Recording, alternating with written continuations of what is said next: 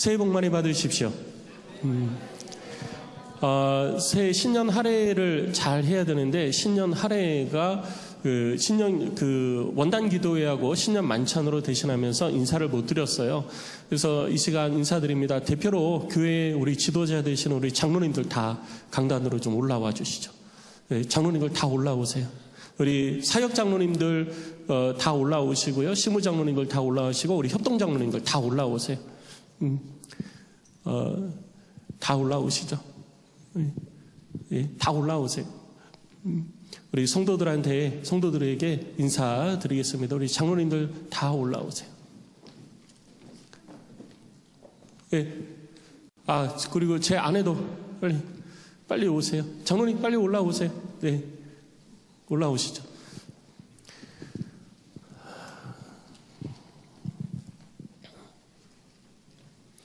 우리 2026년 새해 하나님께서 세우신 교회를 가장 또 잘 섬기기 위해서 헌신된 분들입니다.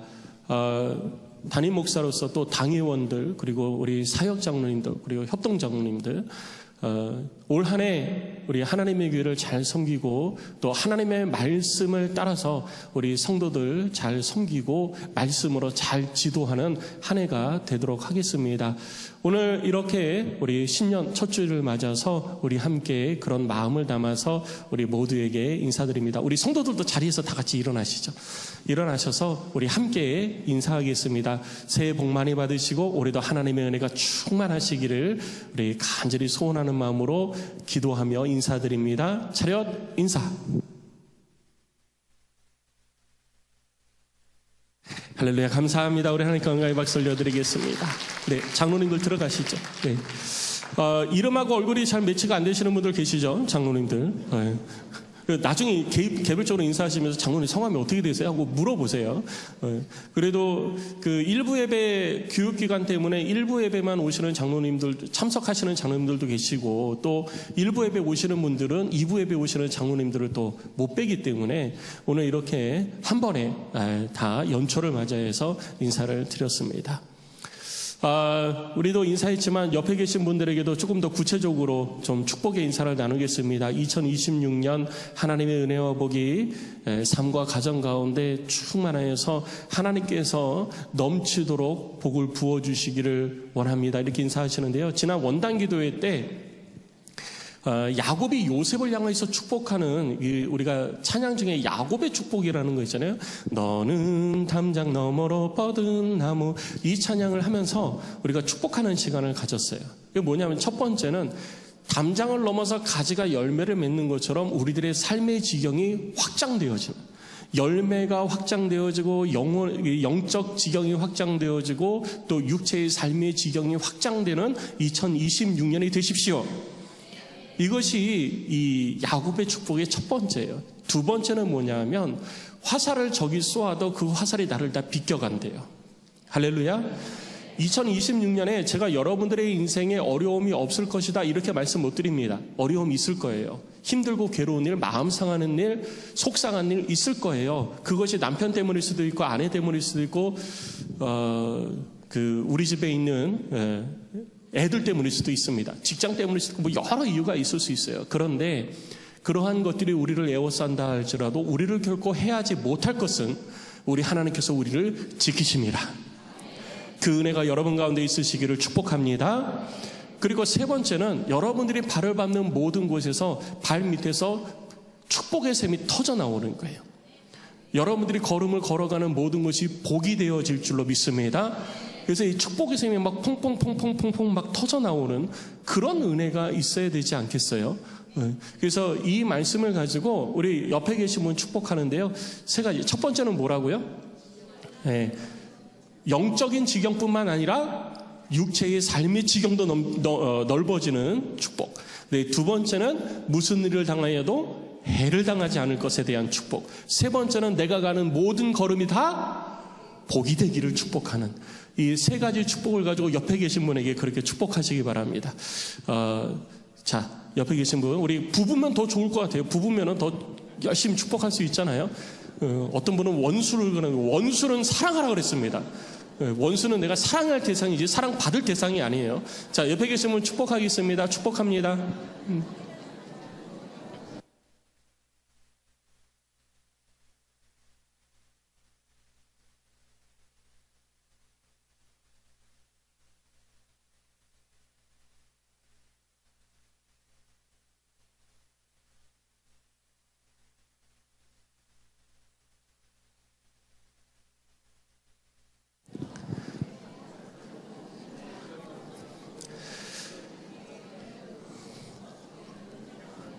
자, 마음껏 하셨어요?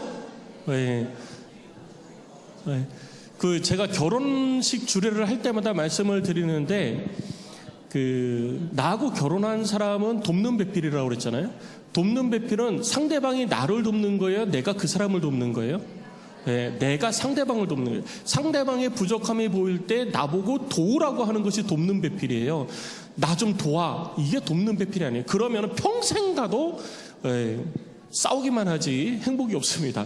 그러니까 내가 도와야지 돼요. 그러니까 원수도 내가 집에서 맨날 아이고 이 왼수야 이러는데 그게 맞아요. 왜? 원수는 나를 사랑해요, 안 해요? 왜? 원수는 날 사랑 안 해요. 그런데 내 원수니까 누구는 사랑해요? 네, 나는. 왜? 주님의 말씀에 원수를 사랑하라 했으니까. 원수는 내가 사랑할 대상이지 내가 사랑받을 대상이 아니에요. 근데 사랑받으려고 하니까 속상한 거예요.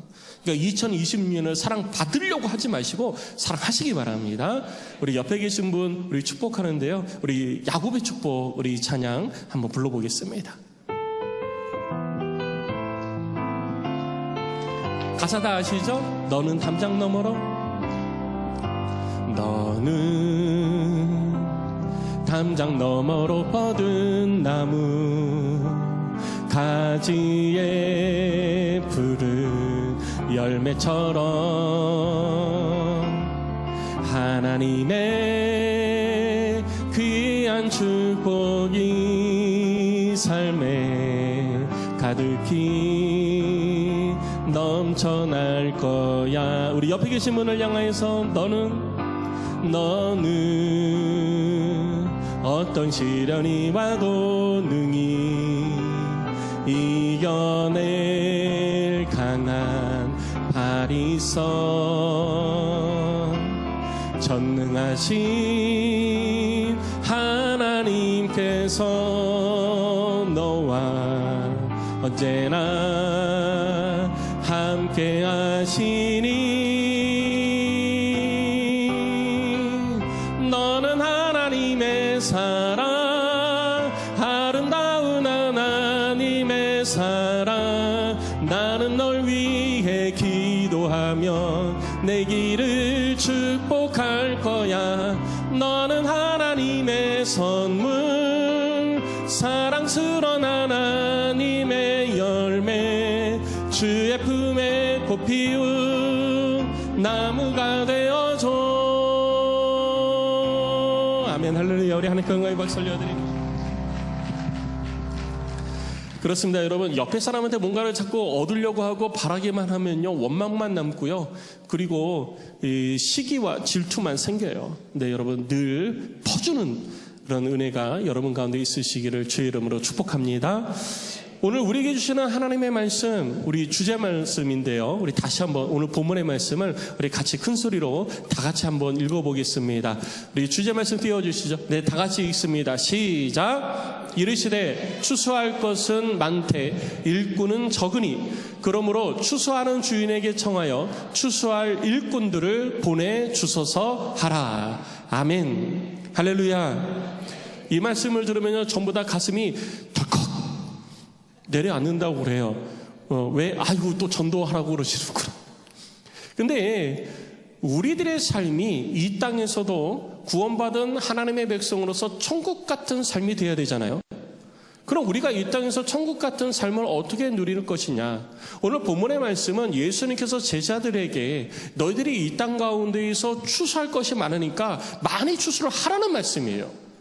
그러니까 추수할 것이 이미 많이 있어요. 그러니까 추수만 하면 돼요. 근데 내가 다 거두어 드릴 힘이 안 되니까 추수할 일꾼을 더 보내달라고 하는 거거든요. 예수님께서 마태복음 14장 23절 말씀에 이렇게 말씀을 하셨어요. 뭐라고 말씀하셨냐면 예수께서 그들 앞에 또 비유를 들어 이르시되 천국은 좋은 씨를 제 밭에 뿌린 사람과 같다라고 말씀하셨습니다. 그러니까 우리들의 삶의 현장에 많은 좋은 씨들을 뿌린다면 내 삶의 현장이 뭐가 될까요? 천국처럼 되는 겁니다. 천국은 그런 거예요. 천국이 뭐 대단할 것 같고 뭐 천국에 가보지 않으면 모르잖아요. 요한계시록을 통해서 베드로후서를 통해서 많은 것들이 얘기되어져 있는데 천국을 진짜 가보지 않으면 다이아몬드라고 아무리 우리가 뭐 세계에서 제일 강한 금속이다, 뭐 다이아몬드는 영롱하다, 다이아몬드는 어떻다, 아무리 얘기를 들어보면 뭐해요? 내 손에 있어야 다이아몬드지. 그러지 않습니까? 내 손에 있어야 이렇게 영롱하다는 게 이런 거구나. 우와, 이런 거네. 그래야 알잖아요. 아무리 다른 사람들이 막 이렇게 저렇게 얘기를 해도 내가 직접 경험하지 못하면 우리는 잘 알 수 없는 겁니다. 천국의 삶도 마찬가지예요. 천국의 삶도 내가 하나님의 나라의 천국의 의미를 아무리 많이 듣고 들어도 가슴에 확 와닿는 경우가 그렇게 많지 않습니다. 그러니까 하나님께서 우리들의 눈을 확 열어서 때로는 천국의 환상들을 우리 가운데 보여주시기도 하시는 것이죠. 그럼 우리들의 삶이 천국 같은 삶이 되기를 원하는데 그게 어떤 것이냐? 예수님께서 비유를 들어서 말씀하신 거예요. 천국은 좋은 씨를 누구 밭에? 제 밭이니까 누구 밭이에요? 내 밭. 내 밭에 뿌려야 돼요. 좋은 씨를 다른 사람 밭에 뿌리는 것이 아니라 좋은 씨를 내 밭에 뿌리는 거예요. 그럼 그 열매 누가 거둡니까? 그렇죠. 내가 거두잖아요.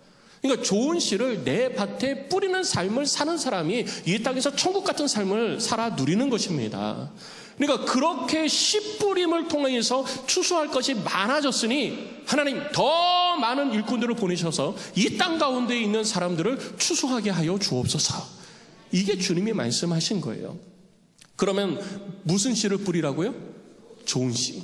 좋은 씨. 우리에게 있어서 하나님께서 주신 가장 좋은 씨가 뭐냐? 바로 복음의 씨인 것입니다. 복음의 씨를 우리들의 삶의 현장에다가 흩뿌려야지 되는 거예요. 하나님의 나라가 이 땅 가운데 임하기를 우리는 소원하지만 어떤 이들은 하나님의 나라가 더디 온다라고 이야기를 합니다. 그러나 베드로후서 3장 9절에서는 왜 하나님의 나라가 더디 오는 것처럼 느껴지는지에 대해서 우리들 가운데 이렇게 얘기를 하고 있는 거예요. 그의 하나님의 말씀을 보면은요, 주의 약속은 어떤 이들이 더디다고 생각하는 것 같이 더딘 것이 아니라 오직 주께서는 너희를 대하여 오래 참으사 아무도 멸망하지 아니하고 다 회개하기에 이르기를 원하시느니라. 하나님이 이 땅의 모든 사람들이 회개하고 주께로 돌아오기를 원하시기 때문에 기다리고 계신 거예요. 우리의 씨뿌림을 통해서 복음의 씨뿌림, 좋은 씨를 뿌려서 그들이 그 좋은 씨로 말미암아 거두어져 아름다운 추수의 열매가 되도록 하기 위해서 지금도 하나님은 기다리고 계시는 거죠. 그럼 하나님이 기다리시는 것은 누구를 위해서요? 하나님의 뜻인 모든 이들이 구원받기를 원하시기도 하지만 복음의 씨를 뿌린 사람들이 많은 추수를 할 수 있도록 하게 하기 위해서 하나님이 기다리고 계시는 것입니다. 그러니까 우리의 씨 뿌림을 통해서 우리는 많은 열매를 거둘 수 있도록 노력을 해야 되는 거예요. 그러면 우리들의 삶 가운데 복음의 씨를 많이 뿌려가지고 이 열매를 거두려면요, 일단 내가 씨를 잘 뿌려야 됩니다. 그래서 내 삶 가운데 씨를 뿌리는 것이 어떤 것이냐, 저도 고민을 많이 했습니다. 어떻게 씨를 뿌려야 될까? 무슨 씨를 뿌려야 될까? 고민을 하던 가운데 111 운동이라는 씨 뿌리는 운동이 제 마음 가운데, 기도 가운데 생각이 나고 떠오르게 된 것이죠. 이것이구나. 그래서 첫 번째는 그 첫 번째 111 운동의 첫 번째가 뭐냐면요, 삶 속에서 성경을 읽는 것입니다.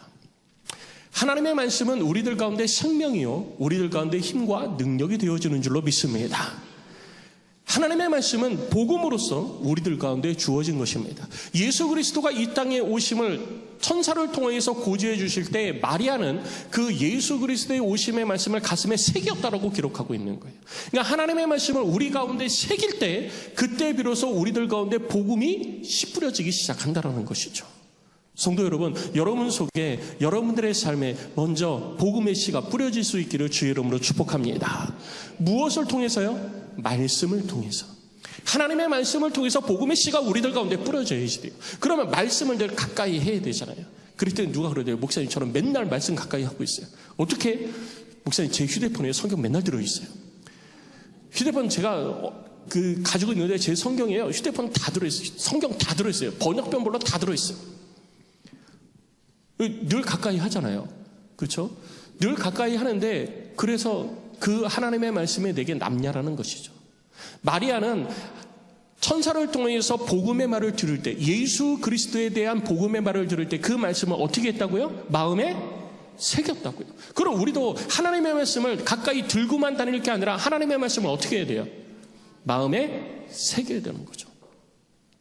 마음에 새기려면 어떻게 해야 됩니까? 말씀을 읽어야 되는 거예요. 그래서 요한계시록에도 하나님의 이 예언의 말씀을 읽고 듣고 지켜 행하는 자에게는 복이 있다라고 말씀하신 것입니다. 하나님의 말씀을 우리는 어떻게 해야 돼요? 들고만 다닐 게 아니라 읽고 듣고 지켜 행하며 마음에 새기는 삶을 살아야 되는 거예요. 그럴 때 우리들의 삶에 좋은 씨가 뿌려지기 시작을 하는 것입니다.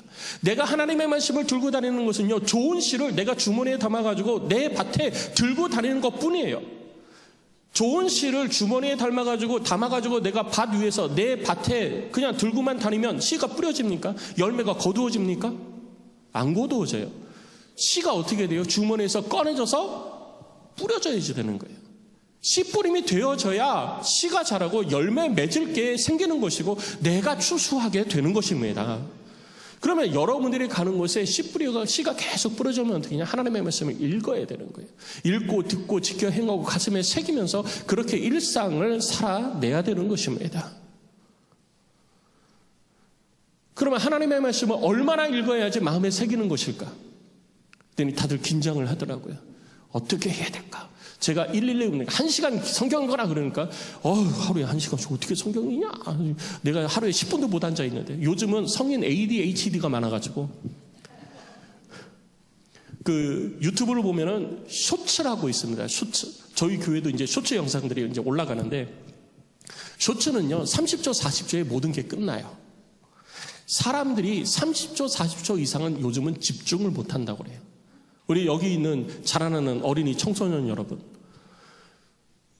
너무 직관적인 것만 바라고 기대하고 그것만 가까이 하면은요 인간의 사고가 멈추어집니다. 생각을 안 해요. 그래서 주는 것만 받아먹게 되어져요. 인간은 사고해야 됩니다. 생각해야 돼요. 그래서 하나님의 말씀도 늘 묵상하고 그리고 그것을 깊이 연구하라고 이야기를 합니다. 이 말씀이 얼마나 중요한지, 이 말씀이 어떠한지 상고하는 것이 필요한 거예요. 그런데 요즘은 생각 자체를 안 해버려요. 시편 1편 말씀에서 시편 기자는 하나님의 말씀을 묵상하라고 얘기하고 있습니다. 하나님의 말씀을 묵상한다는 것은 끊임없이 하나님의 말씀을 내 입에서 읊조리는 거예요. 하나님의 말씀을 읊조려야 되는데 내 속에 하나님의 말씀이 있어야 읊조리죠. 맨날 읊조리는 게 엉뚱한 것만 읊조리는 거예요. 어디에다 투자하면 얼마를 벌 수 있을까? 어떤 집을 사야 될까? 어떤 땅을 살까? 어디에다 사야 될까? 어디에다 얼마를 투자해야 될까? 여기에 꽉 차 있으니까 맨날 읊조리는 것이 맨날 그것만 읊조리는 거예요. 그러니까 삶이 안 되는 것입니다. 우리의 삶이 하나님께 매어져 있을 때 우리들의 삶에 구체적인 변화가 있기 시작하는 것입니다. 우리들의 입술을 통해서 읊조려져야 되는 것은 세상의 투자 방식이 읊조려지는 것이 아니고요. 정치의 내용이 읊조려지는 것이 아니라 하나님의 말씀이 끊임없이 읊조려질 때 우리들의 삶에 변화가 있게 시작하는 것입니다. 성도 여러분, 여러분들의 삶 속에, 여러분들의 실명 속에 하나님의 말씀이 그렇게 새겨지시기를 주의 이름으로 축원합니다. 말씀을 읽으십시오. 더 가까이 읽으십시오. 더 많이 읽으십시오. 한 집사님이 지난해 성경을 18독을 하고 19독째 하고 있다고 저한테 말씀을 하시더라고요. 더 읽어야 되는데, 더 읽을 수 있었는데 지금 이제 19독째 하고 있는 중이라고, 더 읽을 거라고 그러시더라고요. 놀라지 않는 거 보니까 다들 19독씩은 기본적으로 하시는 것 같네요. 아무도 안 놀래. 아무도 안 놀래. 이번에 지금 사무엘 하는데 1년에 성경 1독 안 한 사람도 전부 다 집사 뗄 각오들 하세요. 집사 뗄 각오가 이미 돼 있군요. 아무도 얘기를 안 하니까 우리는 성경 일독 안 하면은 1년에 일독 안 하면 집 사고 뭐고 그냥 가차없이 떼버릴 겁니다. 장로님들 이번에 다 목자들하고 해서 지금 점검하고 있는데 이제 심사 지금 들어갑니다. 하나님의 말씀이 우리들 가운데 있게 해서 말씀 읽어야 되는데 한 장, 두 장 읽었다고 만족해하지 마세요.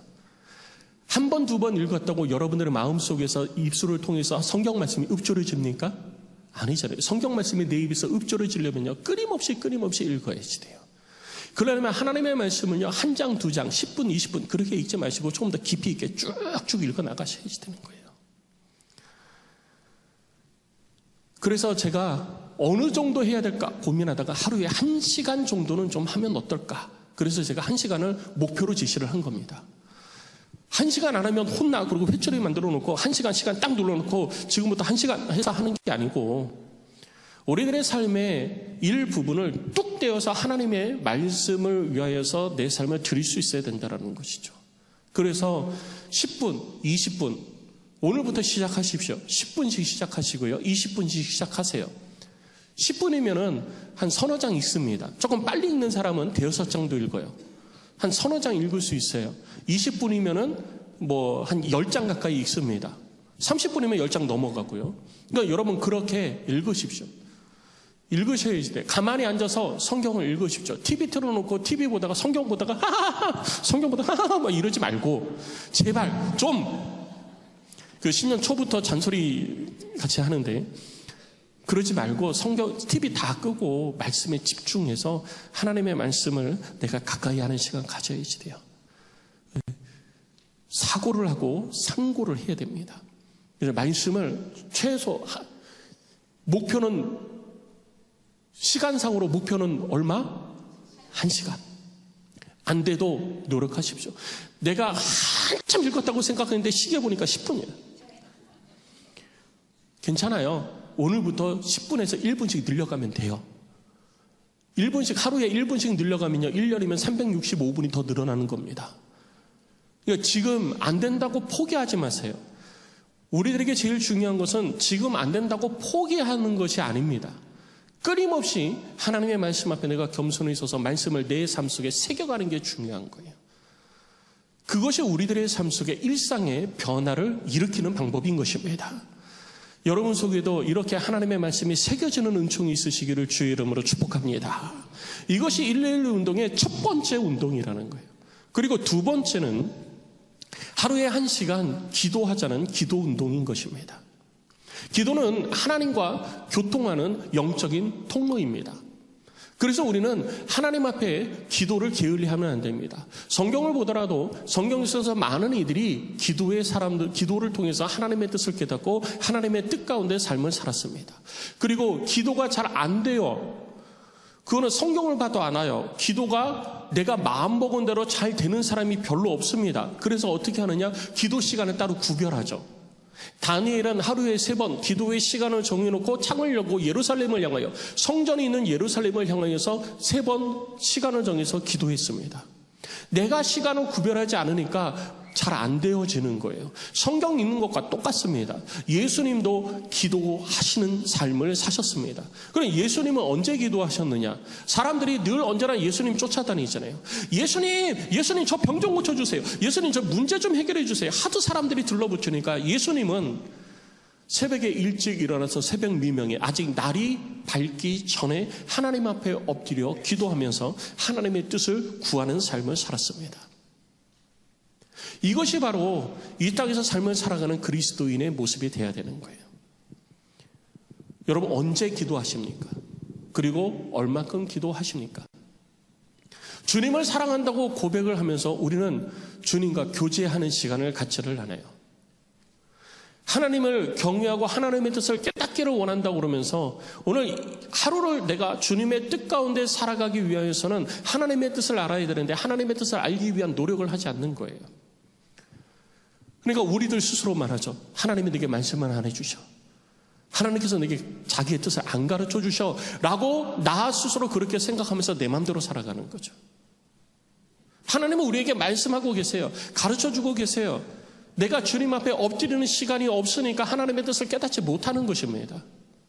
여러분 한번 생각해 보세요. 옆에 사람 바라보세요. 옆에 사람, 남편, 아내 있는 분 바라보세요. 사랑하시죠? 그 사람 사랑한다고 그러면서 다른 사람, 이 사람하고 이렇게 나 당신 사랑해요 귀가 다른 데 열려 있으면요, 그 사람의 말이 귀에 하나도 안 들어오는 겁니다.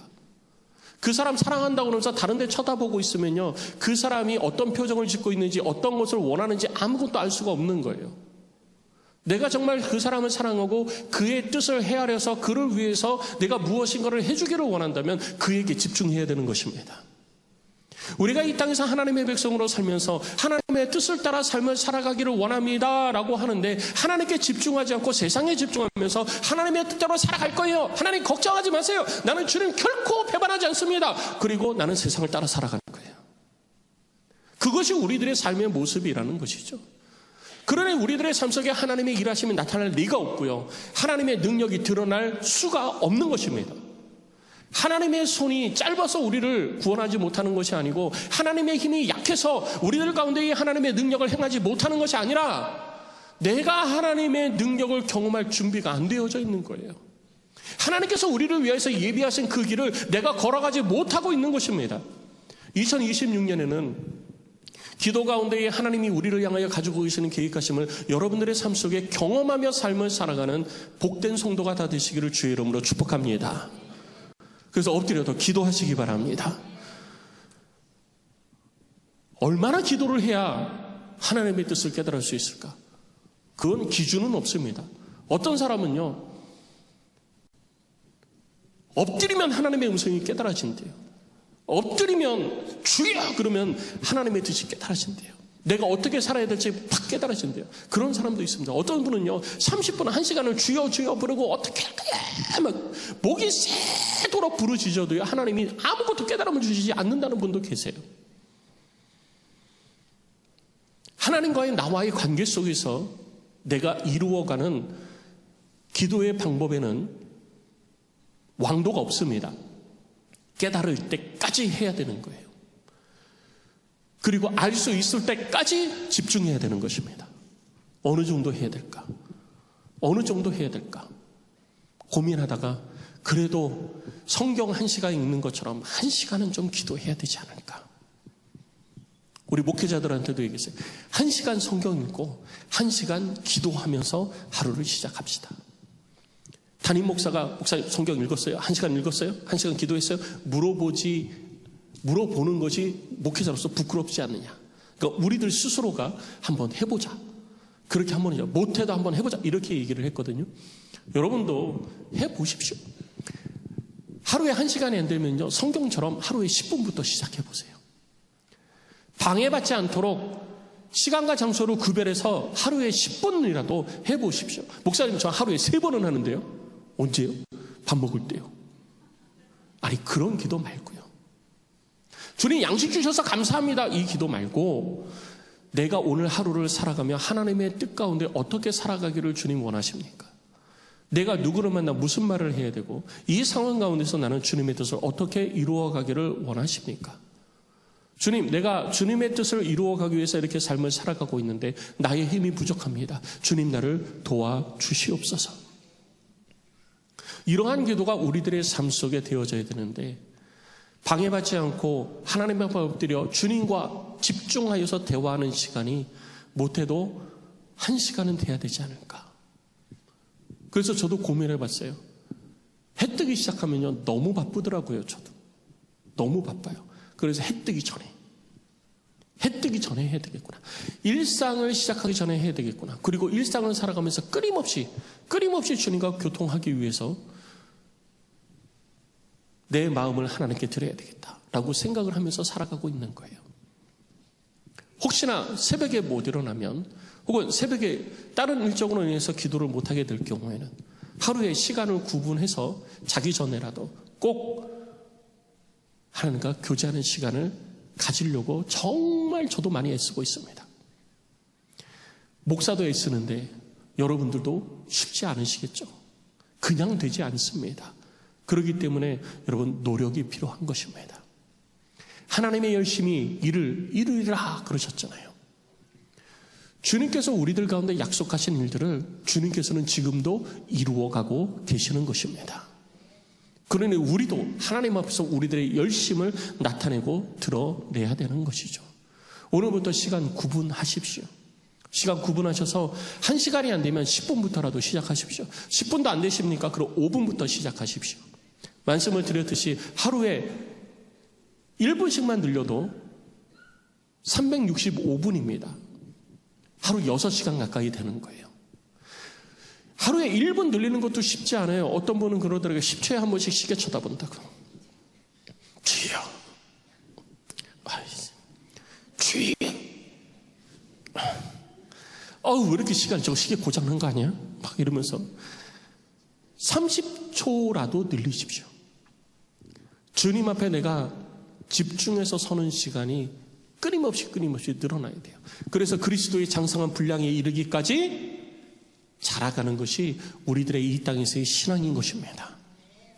지금 현재 상황에 머물러서 만족하지 마시고, 목사님 저는 이미 1시간 이상 하고요, 1시간 이상 기도하고 1시간 이상 성경 읽고 있는데요. 그럼 더 하시면 되잖아요. 더 하세요. 더 하십시오. 그걸로 만족하지 마세요. 신앙은요, 만족이라는 것이 없습니다. 끝이라는 것이 없는 거예요. 여러분들의 삶 속에 기도와 말씀이 일상이 되어질 수 있도록, 그렇게 여러분들의 삶 속에 이루어가는 은혜가 2026년에 있으시기를 주의 이름으로 축원합니다. 그리고 마지막 세 번째 111 운동의 마지막 1회 운동이 뭐냐면요, 복음을 나누는 운동인 것입니다. 복음을 나누는 운동, 그랬더니 지난번 장로 MT를 하는데도 장로님들이 그랬어요. 목사님, 하루에 1시간 기도하고 1시간 성경 읽는 거는 지금도 우리가 하고 있는데요. 그런데 1시간 복음을 전하는 것, 전도하는 건요, 안 믿는 사람들을 찾아다니면서 복음을 나누고 매일같이 그걸 1시간씩 한다는 게 쉽지 않을 것 같아요. 부담이 많이 돼요. 라고 말씀을 하시더라고요. 그래서 제가 그랬어요. 복음을 나누는 것은 안 믿는 사람들을 찾아가서 복음을 전하고 나누는 것도 필요하지만, 중요한 것은 내가 예수의 복음에 묻혀 사는 것이 더 중요하다.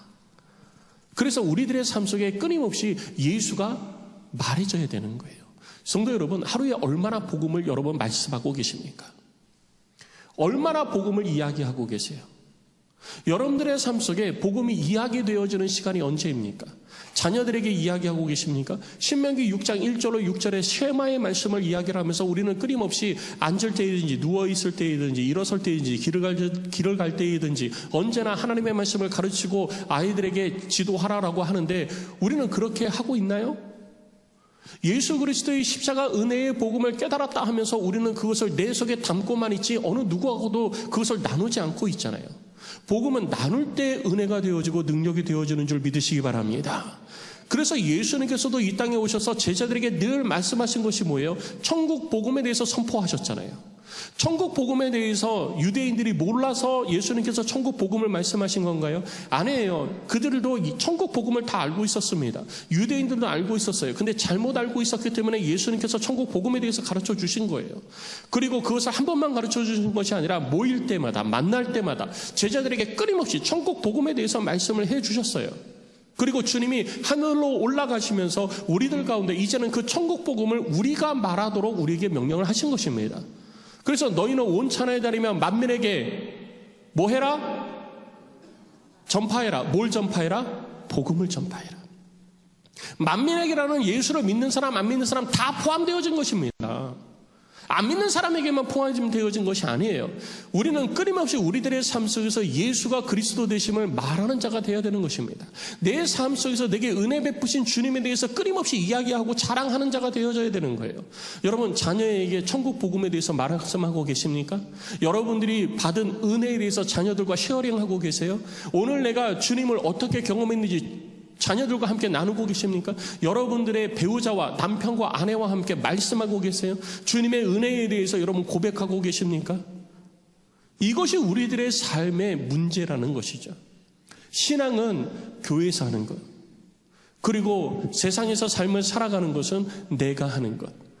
그러나 우리는 알아야 됩니다. 세상의 모든 주권은 하나님께 있습니다.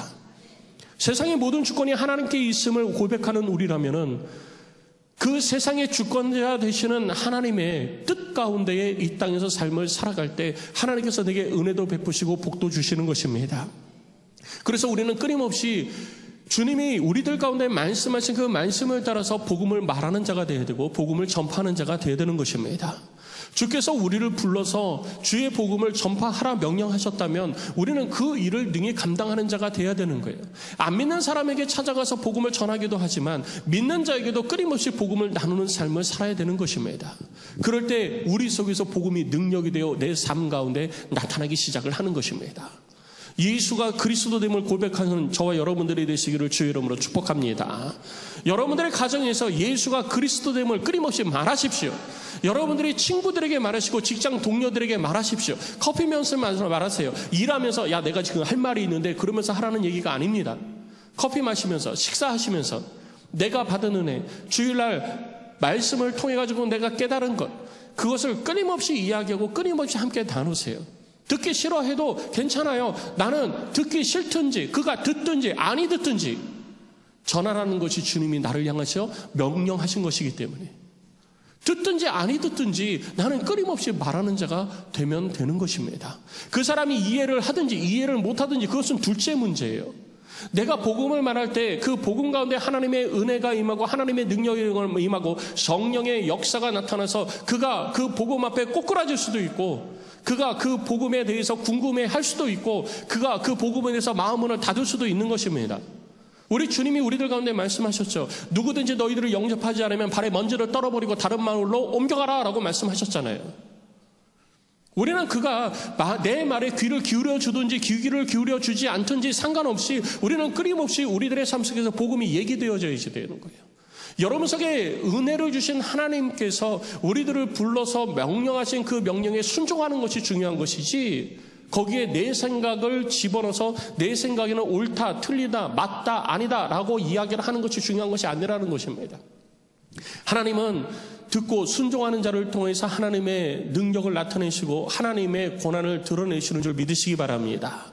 그래서 여러분 끊임없이 말하세요. 자녀들과 말하세요. 제가 물어봤습니다. 자녀들과 복음을 얼마나 나누고 계십니까? 그랬더니 나누지 않고 있다라는 것이 거의 대부분의 대답이었어요. 복음을 말하고 있지 않아요. 식탁에서 말하고 있지 않아요. 복음에 대해서 말하고 있지 않아요. 왜? 부담스러워 한다고요. 엄마는 맨날 그래서 얘기를 아예 안 해요. 아닙니다.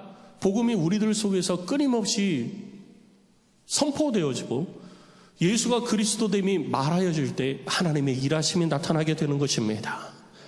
그러니 여러분 오늘부터 여러분들의 삶 속에서 복음을 나타내고 말하고 드러내는 우리 모두가 되기를 주의 이름으로 축복합니다.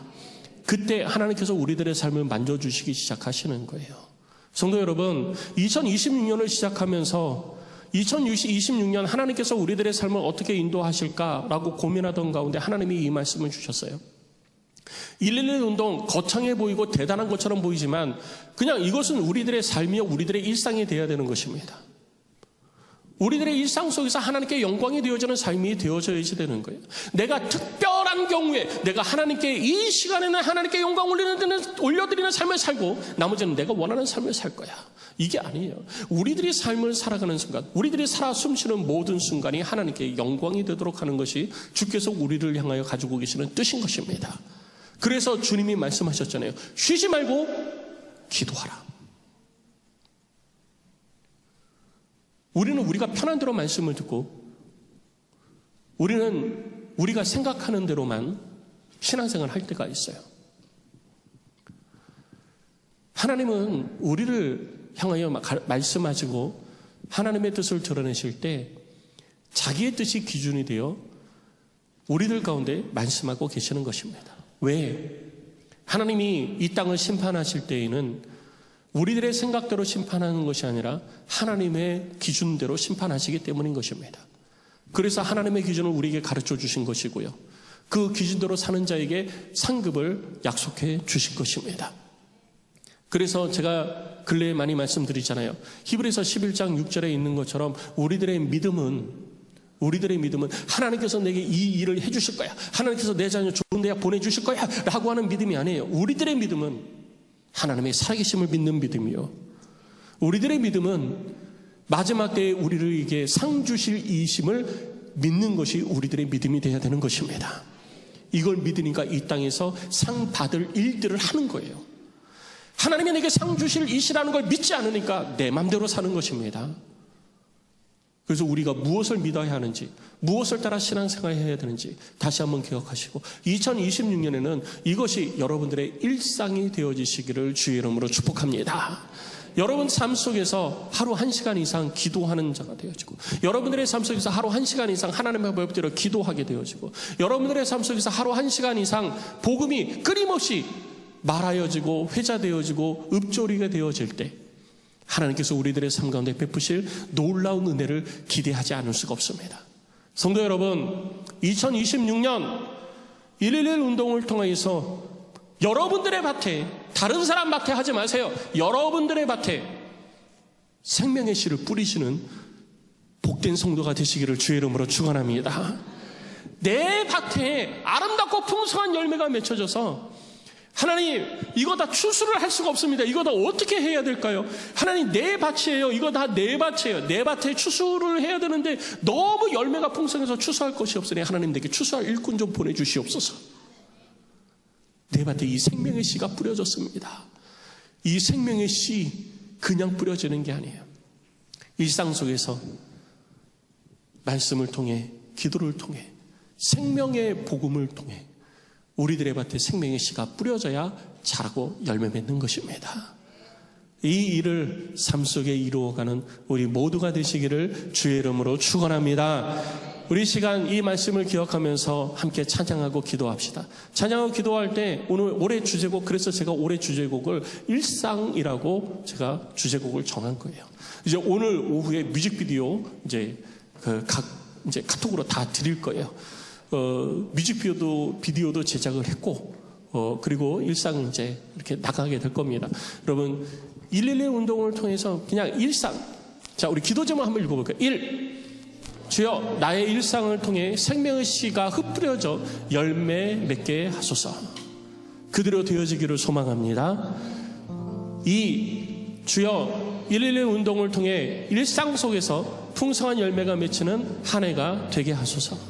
아멘. 3. 주여, 2026년 나의 간절한 기도에 응답하소서. 그대로 되어질 줄로 믿습니다. 하나님, 내 일상 통해서 하나님 영광 받으시옵소서. 하나님, 내 일상을 통해서 하나님의 뜻이 이루어지게 하여 주시옵소서. 하나님, 내 일상을 통해서 하나님과 늘 동행하는 복된 삶을 살아가는 성도 되게 하소서. 이 마음 가지고 우리 함께 찬양하고 기도합시다.